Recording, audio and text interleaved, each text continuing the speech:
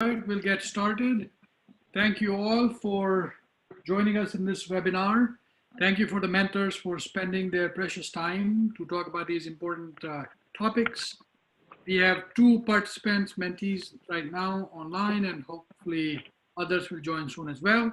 So we'll start with Dr. Rosenow talking about DBS surgery coding. Hey, good evening, everyone. So I get to talk about the most exciting aspect of a DBS practice. I know that everybody just can't believe how much fun it is to do coding for DBS. But coding, understanding DBS coding is important because at some point we will all be measured on the economics of what we do, either on the physician side or the hospital side. You know, I've been in this now for 17 years, and even now my hospital is going back and forth with the finances of the DBS program, especially as all of these new devices come to market. So understanding this stuff is important because it allows you to see the game as it's fully played from all angles and not let people get around you on it, and to prove what you do. Next slide, please.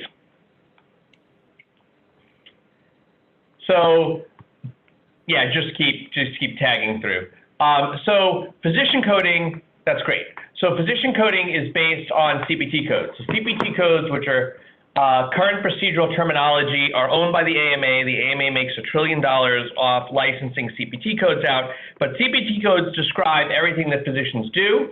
And so the way that you get paid, especially by Medicare, which is the most common payer out there, is to take your CPT code, and every CPT code has a value in what are called RVUs, or relative value units, and multiply those by what's called the conversion factor. So there's a standard conversion factor that's somewhere in the $37 range.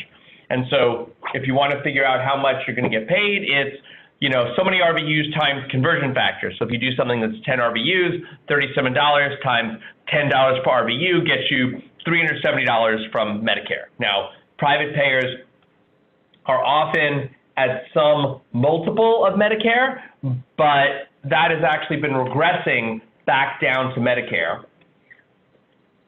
And most times, the contracts of things like Aetna or Blue Cross Blue Shield with your specific hospital or health system are not discussed because they have non-disclosure agreements with the insurers not to tell anybody what their rates are. All right, next slide, please. So as we know, a DBS procedure, unlike some of the stuff Jen is going to talk about with pain, there's no trial period. The surgery has 2 stages, which may or may not be performed on the same day or different days. Stage 1 is putting in the electrode in the brain. I have local anesthesia, but obviously increasing numbers of people are doing this asleep.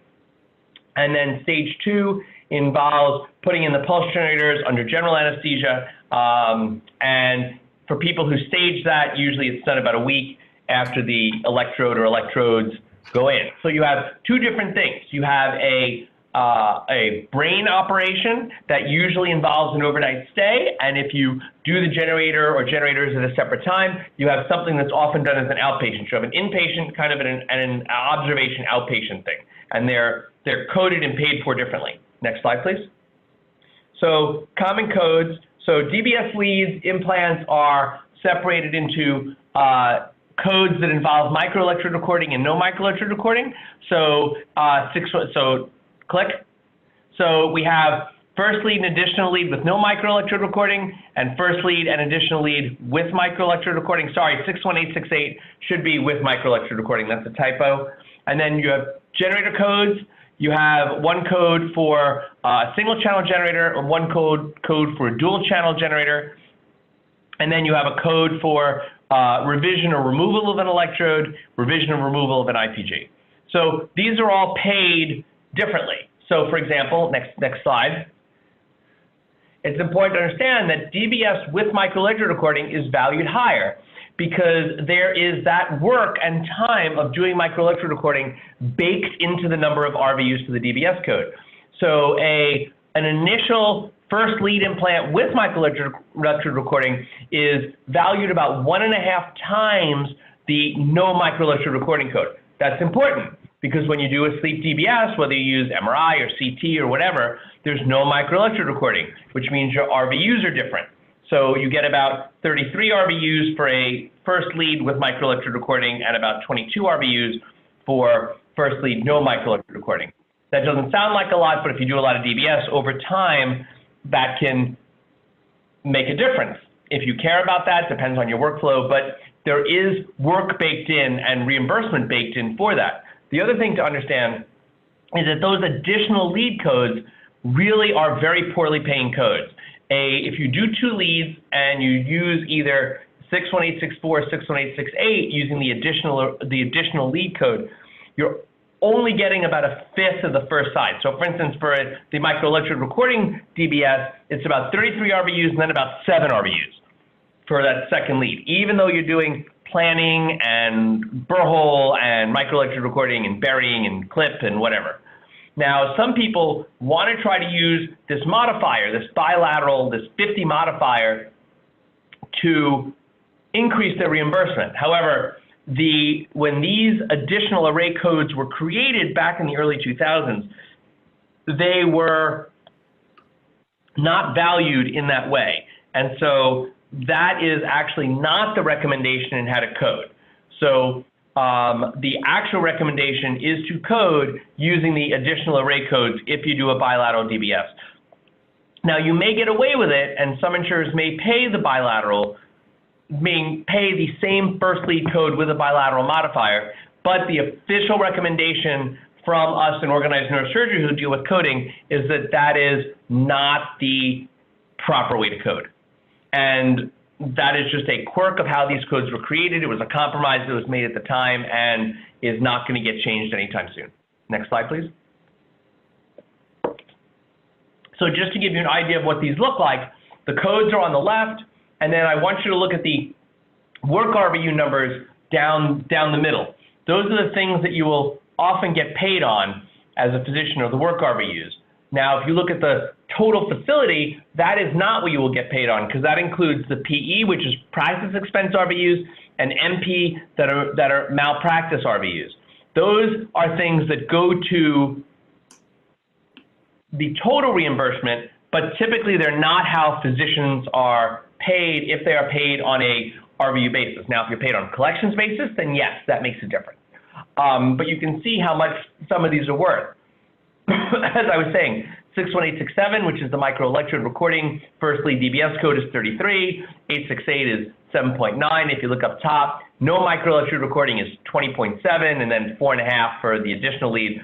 So if you do a bilateral asleep DBS, the work RVUs are basically 25 something, and that's it. If you do a bilateral awake at the same time, instead of 25, you're talking about 41. And then you can see how much generators are. There's a difference between, so look at 61885, 61886. 61885 is a single channel generator, 61886 is a double channel generator. So you get 3, almost 4 additional RVUs for putting in a double channel generator and connecting it to 2 leads.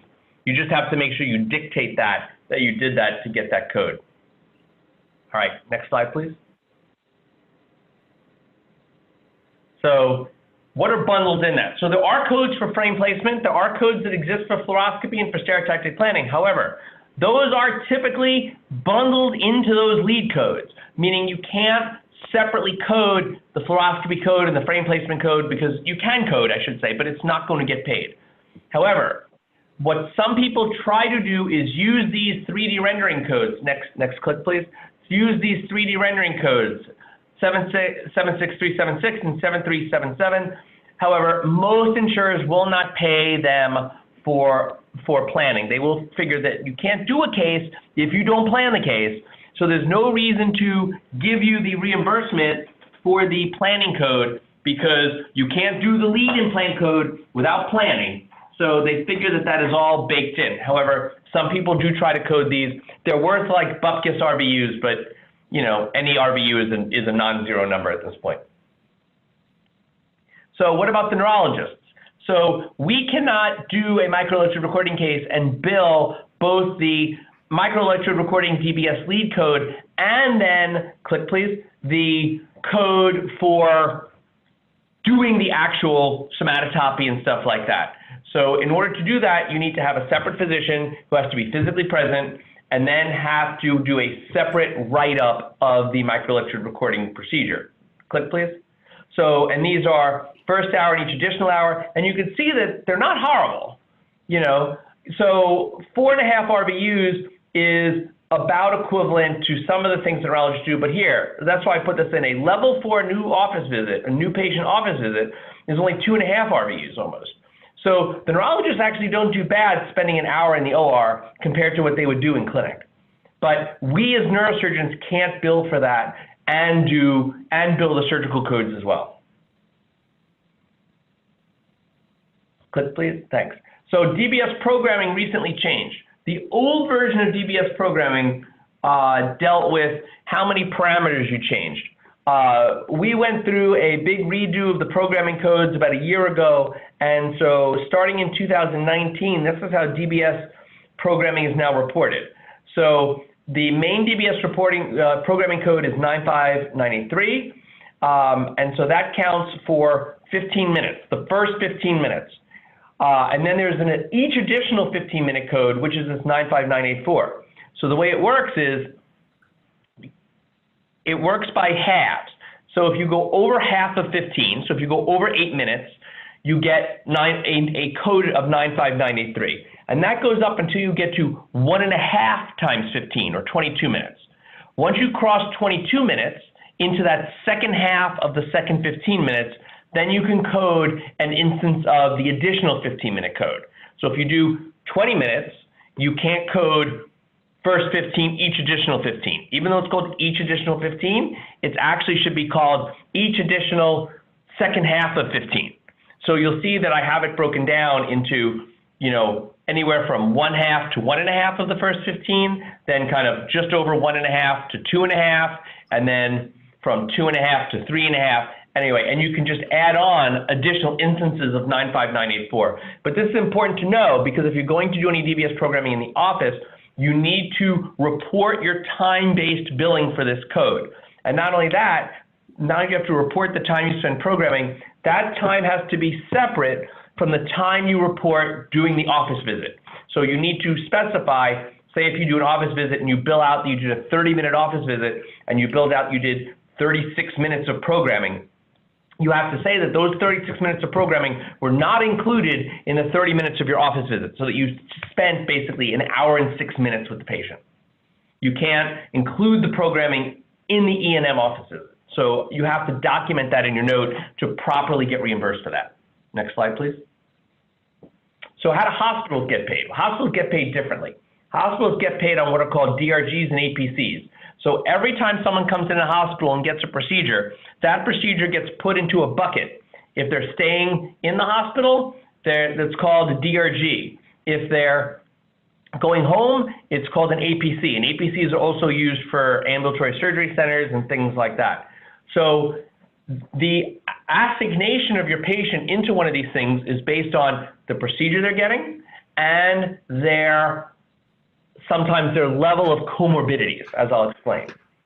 Next, please. So level of care. So when you have someone in the hospital, you have to admit them or bring them into the hospital if you keep them in the hospital. Just having someone in a bed overnight in the hospital does not mean they are, quote, an inpatient. So there is something called the 2 midnight rule, which says that if you're in the hospital for fewer than 2 midnights, you're under what is called observation. If you are in more than 2 midnights, then you are an inpatient if your medical care justifies that designation. There are also some procedures that are called inpatient-only procedures, which is no matter how long you stay in the hospital, and most DBS patients, if they stay overnight, stay one night, you are still considered an inpatient. And the DBS lead codes are still in that category. Now, some private insurers have exempted themselves from that and will insist that you put the patient in the hospital under observation. What does it matter? It matters because in Medicare, say, if you are an inpatient, okay, then the hospital is covered under Medicare Part A, the doctors are covered under Medicare Part B. If you are in the hospital in the same bed receiving the same care under observation, you are not an inpatient. So the Part A Medicare, that's hospital payments, don't apply.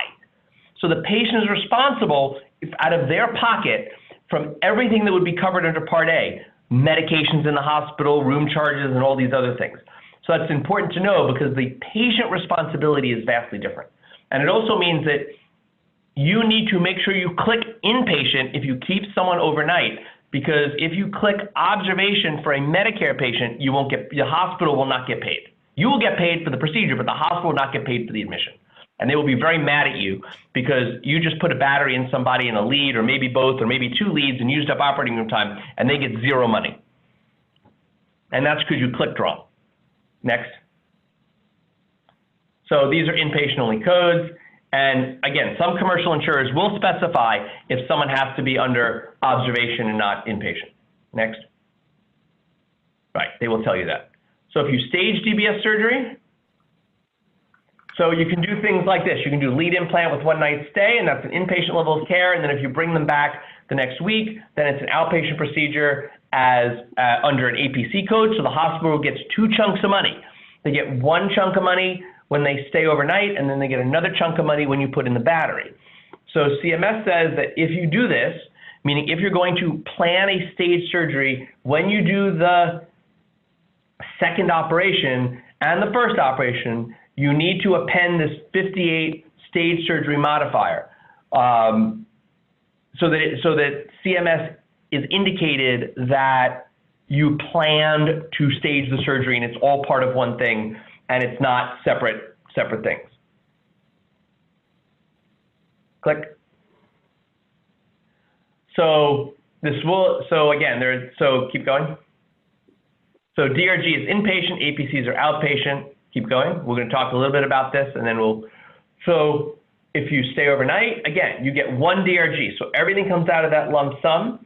And again, if you do an outpatient battery, then the institution gets an APC payment. Now there are different APC payments for a single channel battery or a double channel battery. But if you do bilateral single channel batteries, at the same outpatient setting, the hospital gets 1 payment, the same as if you did 1 single channel battery. So if you're doing 2 single channel batteries, you are using up double the hospital money that they get paid. They don't get extra money.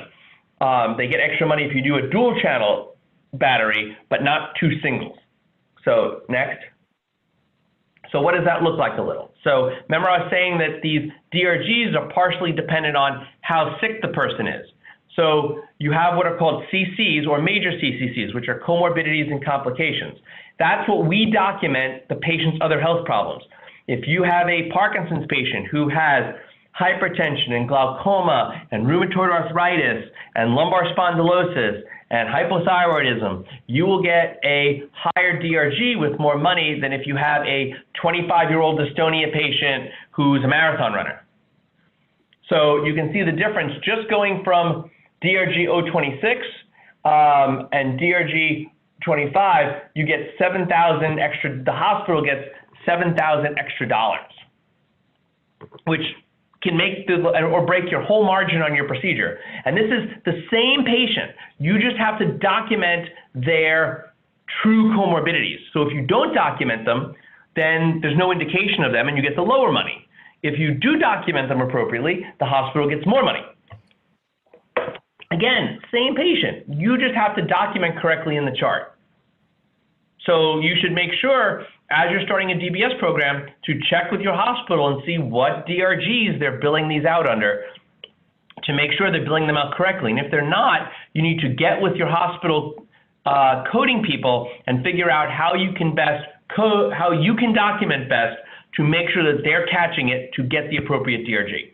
Otherwise, the hospital is going to come after you with pitchforks and torches for losing money. Next. So I was talking a little bit about these APCs. So here's the difference. The difference between a dual channel and single channel APC is $9,000. That's a lot of money. It's a lot of money to the hospital. It's $9,000. Now, typically that's meant to be $9,000 because it covers the extra cost of the battery. But if you do 2 single-channel batteries, then you're still getting, your hospital is still getting the $18,000, but you're using up an extra battery's worth of money. So you have to be careful. Next.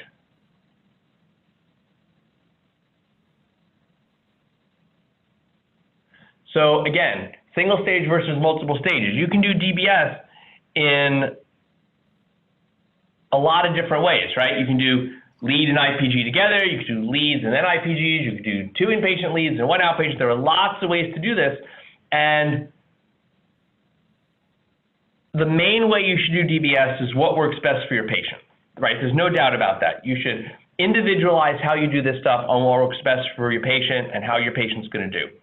But in the end, the hospital will look at how the program does financially. And so it's important to understand the effects of how you do these procedures on the hospital bottom line in each of these kind of scenarios.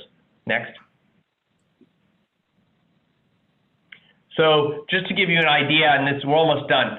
So if you, these are some older hardware costs. If you take a unilateral DBS system, so 1 single channel IPG and a lead and extension and a remote, it's about $16,500 in some systems. A bilateral DBS system, right? So 2 leads, 2 IPGs. If you do with a bilateral DBS system with 1 big dual channel IPG, it's a little less. And if you do a rechargeable DBS system, it's even more money because you have the recharger and the rechargeable batteries have an upcharge.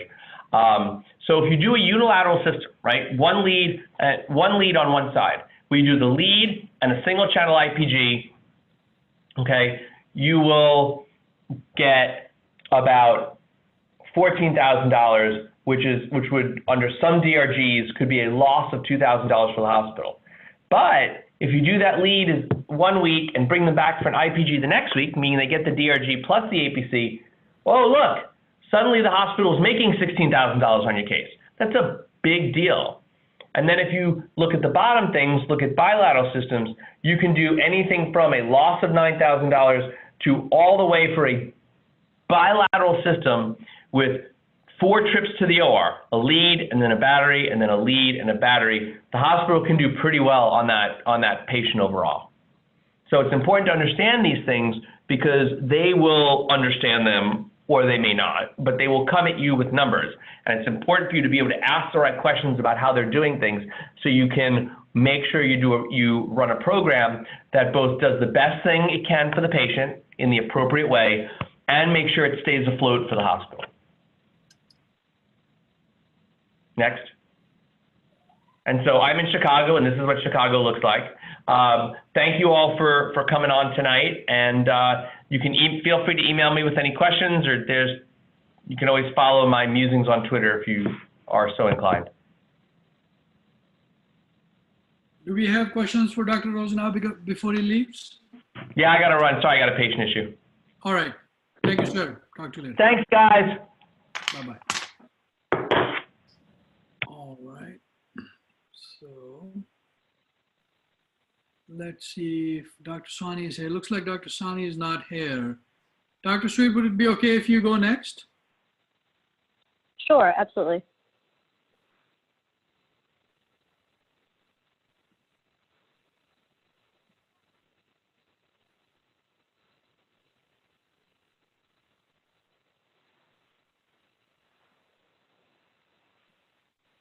Okay, thank you. So I'm going to be talking about how to build a successful pain practice and how to make pain less painful, hopefully, for all of you.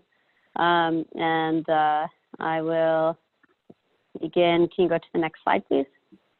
I have no pertinent disclosures. Some of these slides were courtesy of Julie Plitzis, so thank her for that, and I'll point those out as we go. So the impact of chronic pain. 76 million Americans suffer from pain. Back pain is the leading cause of disability in Americans who are younger than 45 years old.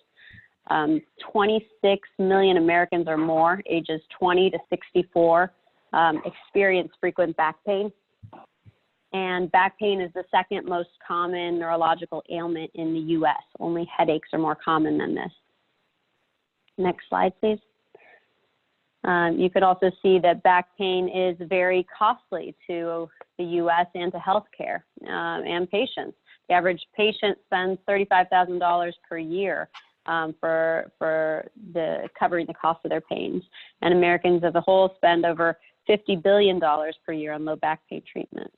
So this is a very costly issue. And so next slide, please. So there's clearly a goal for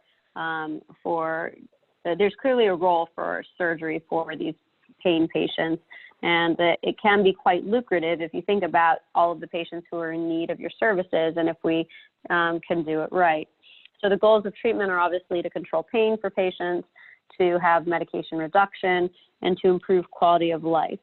And this can be done with conservative management and or with surgical interventions, and obviously we're here to talk about the surgical interventions such as spinal cord stimulation and other therapies, but I'll mostly focus on that. Next slide, please. So let's try to discuss 10 ways to help make your practice effective and be successful at this so that it's as painless as possible. Next slide. So first, I think it's important to know the data. It's important to know your field and the data behind it so you can justify why you're implanting these devices, and so that you can tailor your therapy in a patient-specific manner. Next slide. So next slide.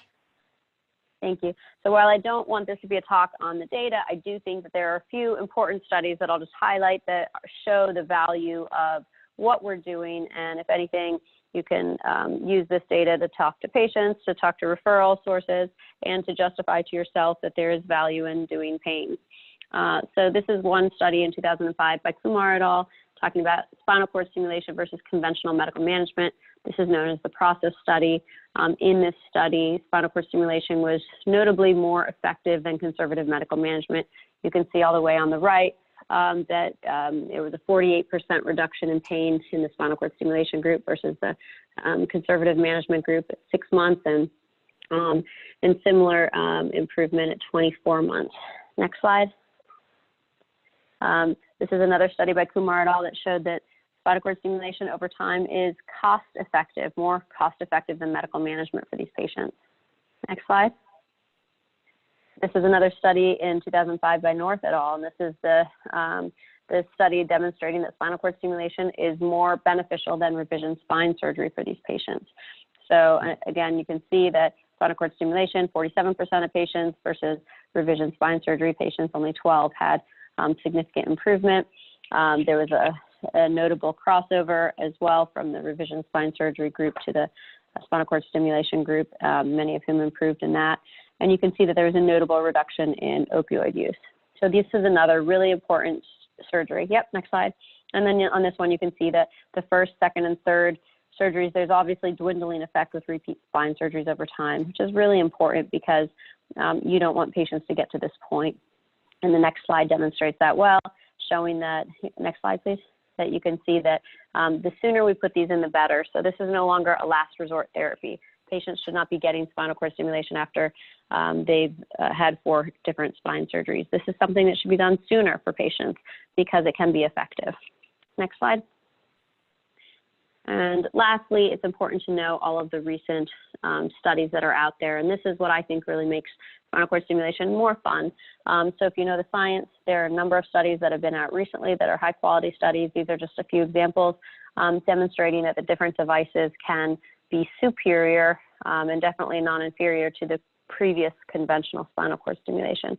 So for me, I get a lot of enjoyment out of doing a lot of the programming for these patients post-operatively, figuring out which device I'm going to use and why. They all have different pros and cons, and I like to be able to use all the different types of devices for different scenarios. And so I think if you want to nerd out like that and get into the weeds of what makes these studies more effective or less effective, it can be helpful for patient selection and for making your practice a bit more interesting for you and a bit more effective for your patients. Next slide. You can go to the next one. So the next step in terms of building a successful pain practice would be knowing your worth. It's really important to know what you bring to the table. And Josh just gave a really good talk on the CPT codes and the billing really for DBS surgery. But, you know, as a functional neurosurgeon, most people want to tell you that you don't really bring value to a hospital or to your practice, but it's really not the case if you do it correctly. Next slide.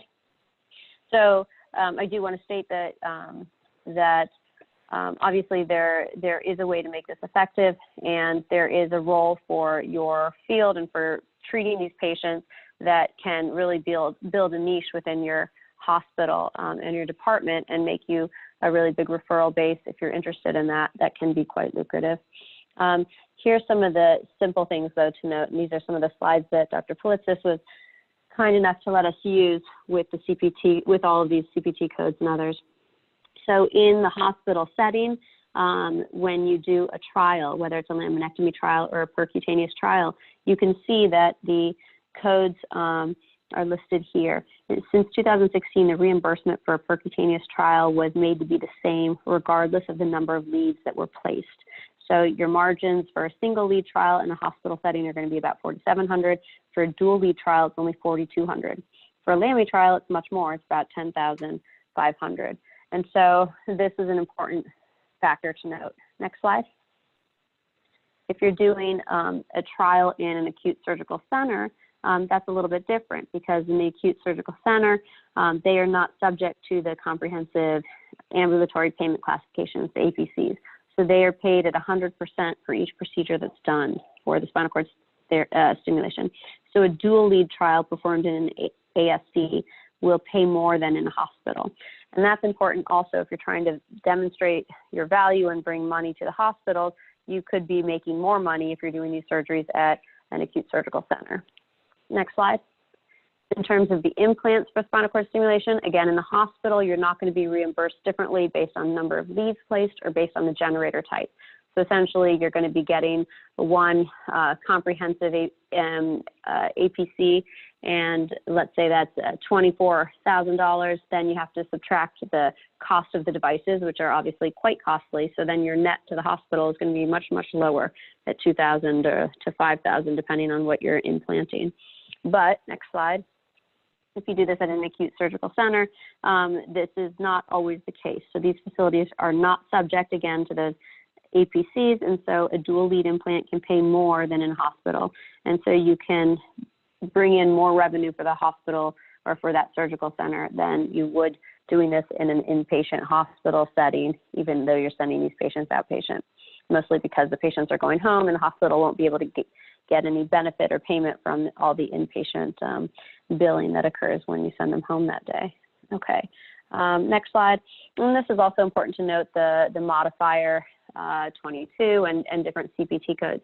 So those other slides were about what you, the revenue you bring into the hospital or the surgical center. And these are the CPT codes that result in your RVUs, or what you bring into your department and how you can bill.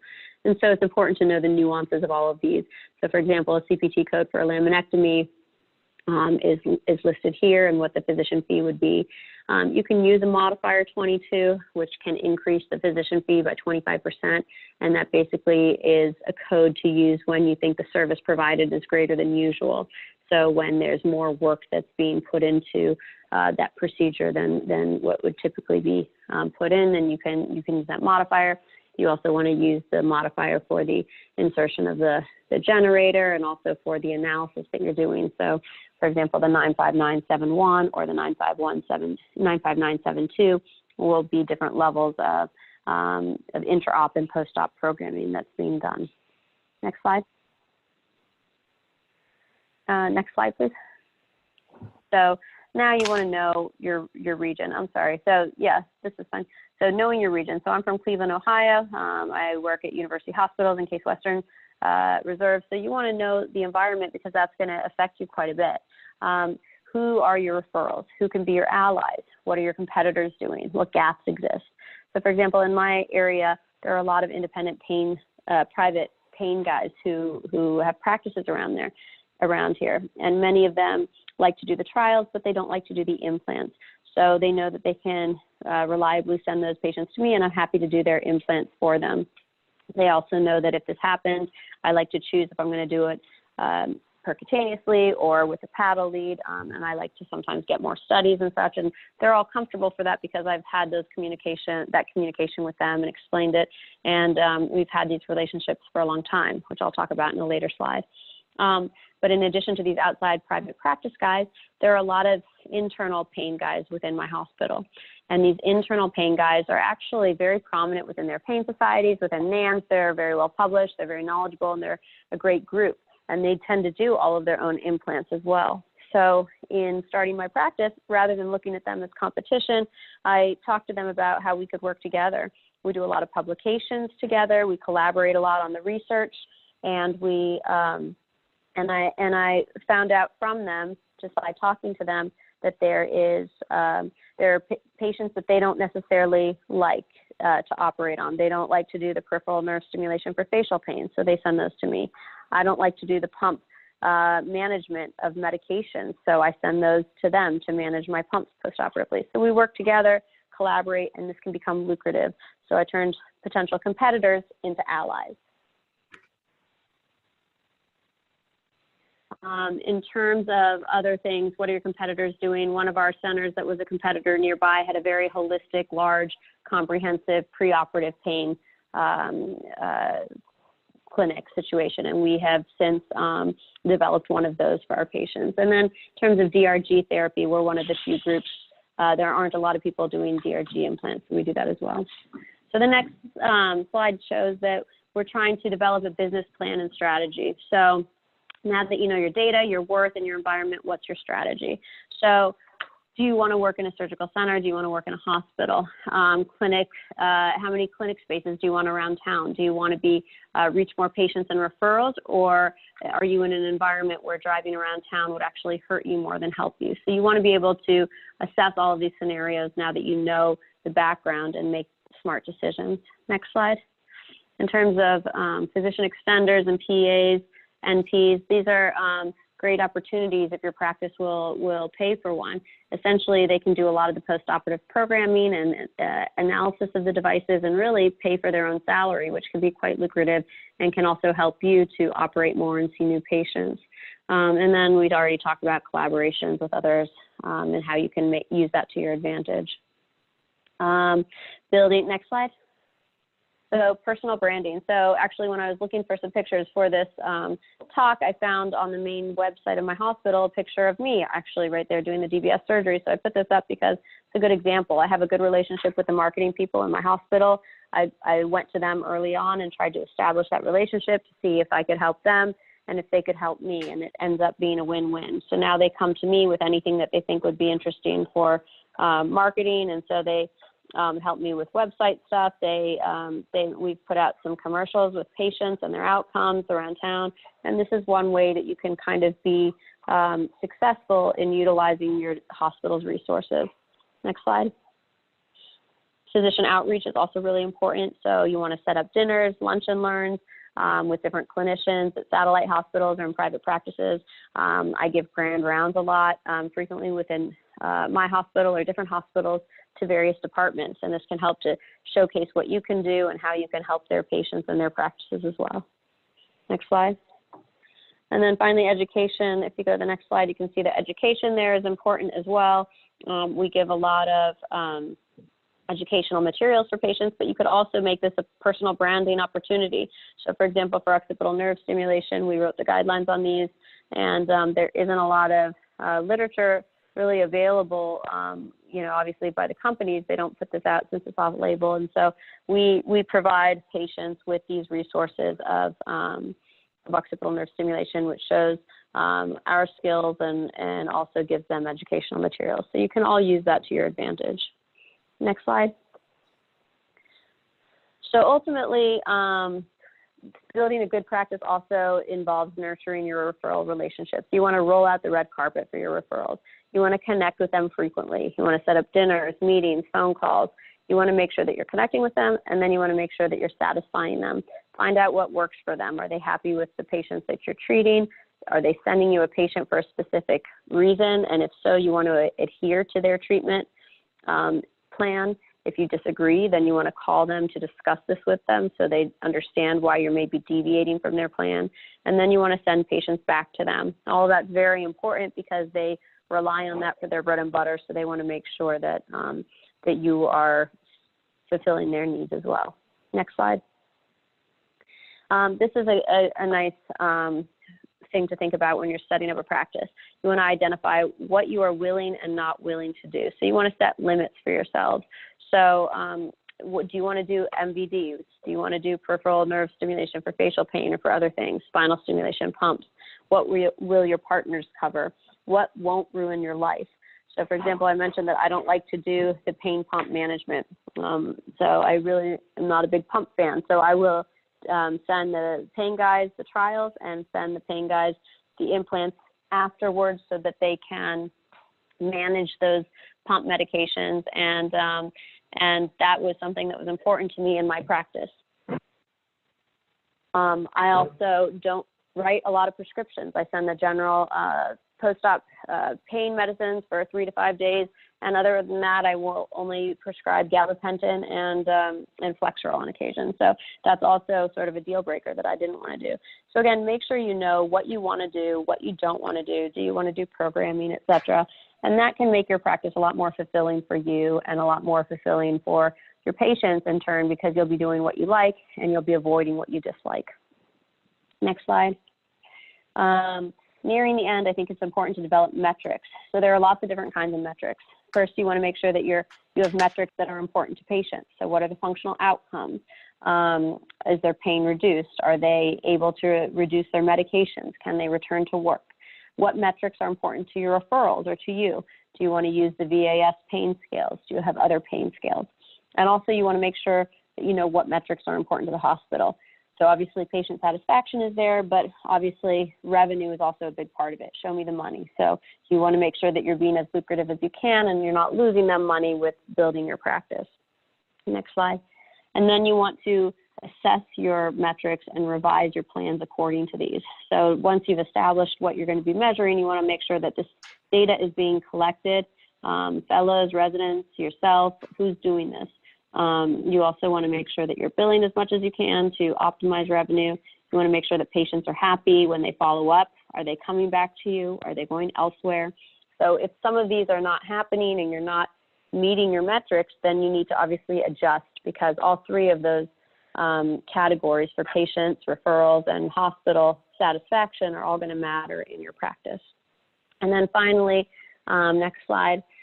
You want to stay passionate. And so obviously pain can be painful for yourself and your team in addition to your patients, but you do want to make sure that you have empathy for your patients. They are that way because they are suffering a lot from this chronic pain condition. So have empathy that that's a miserable way to live and that you want to help them to reduce their pain and improve their quality of life.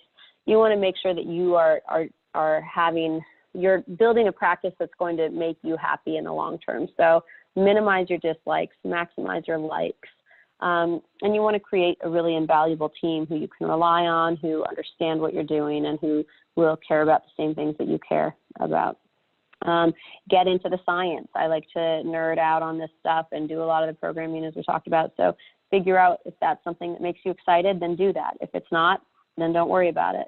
Try new things, so be creative in this. This is a field where a lot of the pain guys are going to be overlapping with you. So for my practice, a lot of my referrals are based on patients who have failed a lot of other therapies by pain management, a lot of other neuromodulation therapies. And so most of my referrals are from a lot of the pain guys who want me to be more creative and try new complex types of neuromodulation algorithms. So that's something that can maybe be helpful for revisions or other alternatives to help build your little niche. And then finally, innovate and dream big. So if pain is a stepping stone to what you want to create down the line, great. If it's something that you want to just make bigger and better in your hospital, great. Just have a big dream and follow that. And then in conclusion, last slide, non-opioid pain therapies are desperately needed by patients, by healthcare, and by hospitals. A pain practice can be lucrative. It can even be fun if you let it be. It doesn't have to be painful.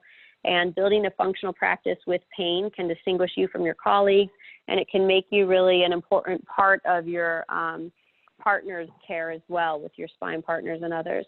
And the success with pain is multimodal, and it's a team-based approach.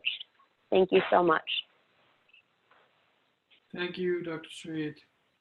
What questions do we have for Dr. Sweet?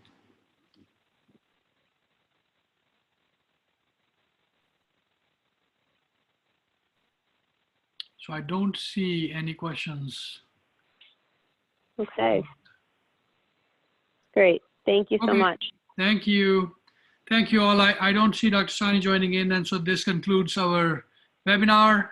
We'll see you guys with the next webinar soon. Thank you.